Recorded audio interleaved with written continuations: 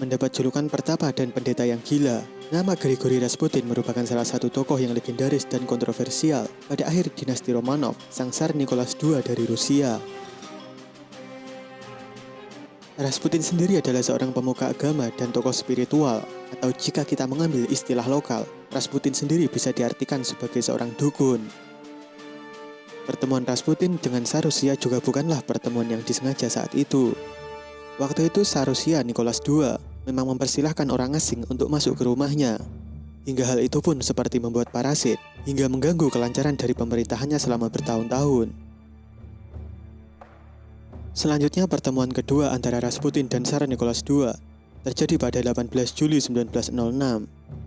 Pada pertemuannya yang kedua dengan Rasputin, Tsar Nicholas sedang mengalami frustasi besar lantaran putranya yang bernama Alexei yang baru berumur 2 tahun mengalami semacam penyakit darah yang sukar membeku.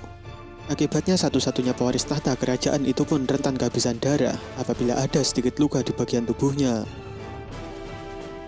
Walaupun sudah memanggil dokter dan mengerahkan tabib-tabib terbaik dari seluruh penjuru negeri, namun hasilnya tetap nihil. Tak ada yang mampu menyembuhkan sang putra mahkota, dan hanya Rasputinlah yang mampu mengobati, meskipun hanya sekedar menghentikan pendarahan anaknya. Lalu entah karena mantra atau doa-doanya inilah yang akhirnya membuat Tsar Nicholas II ini percaya bahwa Rasputin benar-benar bisa menyembuhkan. Tetapi peran Rasputin di istana tak berhenti di situ.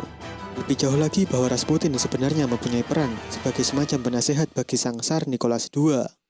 Mulai dari kebijakan ekonomi dan keputusan militer dari Nicholas II saat itu, bisa dikatakan semuanya berkat pengaruh dari Rasputin. Bahkan di kalangan para menteri dan pembantu kerajaan pun, kehadiran Rasputin ini sangat tak disukai karena kerap dianggap mengganggu jalannya pemerintahan dan memberikan pesan-pesan pada Tsar Nicholas II terkait hal-hal yang tak sesuai dengan kenyataan. Misalnya saja saat Rasputin meyakinkan Tsar Nicholas II bahwa rakyat masih menghormatinya.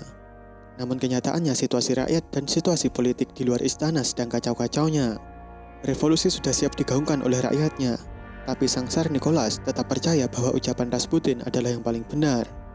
Seandainya saja pihak istana waktu itu bisa menyingkirkan Rasputin di waktu yang tepat, mungkin saja revolusi Bolshevik, revolusi yang sangat berdarah itu tak akan pernah terjadi di Rusia.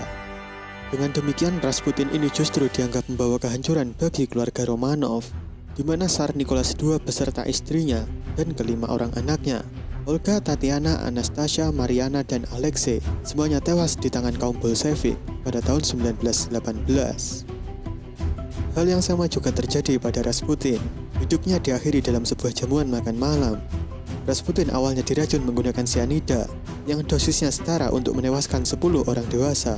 Namun kabarnya cyanida tersebut sudah kadaluarsa akibat pemanasan dari makanan, dan kematian dari Rasputin pun masih bisa tertunda.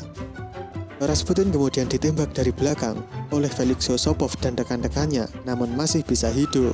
Kemudian si dukun Rasputin ini kembali ditembak sebanyak 3 kali, tapi hal yang sama terjadi dan Rasputin masih belum juga bisa mati. Karena sudah berkali-kali ditembak tapi tak kunjung mati, akhirnya Rasputin ini dipukuli dengan tongkat hingga lemas. Kemudian tubuhnya dibawa menggunakan mobil dan ditenggelamkan di sungai Neva yang terkenal sangat dingin. Pada keesokan harinya setelah jasad Rasputin yang sudah ditenggelamkan di sungai Neva kembali diangkat untuk dilakukan autopsi.